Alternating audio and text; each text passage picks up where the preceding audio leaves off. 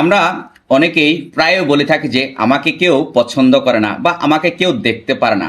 আসলে কেউ কাউকে দেখতে না পারার মূল কারণটা খুব সহজ, বা আমরা সবাই সেটা কম বেশি বুঝি।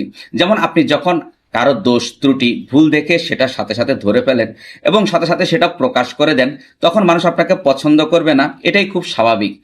আরেকটা কথা হচ্ছে যে সত্য কথা বলা বা সত্যবাদিতা গুরুত্বপূর্ণ হলেও সব মানুষের কাছে সেটা ভালো লাগে না, এটাই হচ্ছে বাস্তবতা।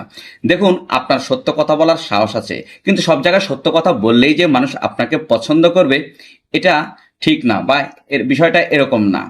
কারণ বর্তমানে বেশিরভাগ মানুষরাই মিথ্যার পক্ষে বা খারাপের দিকে, যেখানে সত্য কথা বলার কোনো চান্সই থাকে না বা সত্য বলতে ভয় থাকে। এখন আপনি যদি মানুষের কাছে প্রিয় হতে চান বা মানুষের ভালো লাগার মানুষ হতে চান, ভালো লাগার কারণ হতে চান, তাহলে মানুষের দোষ ত্রুটি ভুল সবকিছু দেখেও আপনাকে মুখ বুজে সহ্য করতে হবে। আর এই রকম পরিস্থিতিতে কারো দোষ ত্রুটি ভুল দেখেও কিছু বলতে পারবেন না বা সত্যটা বলতে পারবেন না। এই বিষয়টা কতটুকু যৌক্তিক বা কতটুকু ঠিক, সেটা নিজের বিবেক বুদ্ধি বিচার বিশ্লেষণ করে নিজেই নিজেকে প্রশ্ন করুন। সুতরাং সত্য কথা বলা অবশ্যই ভালো, কিন্তু সেটা সময় ও পরিস্থিতি বুঝে বলা উচিত।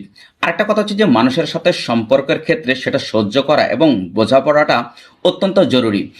আরও একটা গুরুত্বপূর্ণ বিষয় হচ্ছে যে মানুষের কাছে পছন্দের প্রিয় পাত্র হওয়ার চেয়েও বা ভালো মানুষ হওয়ার থেকেও নিজের সততা ও বুদ্ধিমত্তা মিশিয়ে চলা অত্যন্ত গুরুত্বপূর্ণ। আশা করি বুঝতে পেরেছেন। Thanks for watching.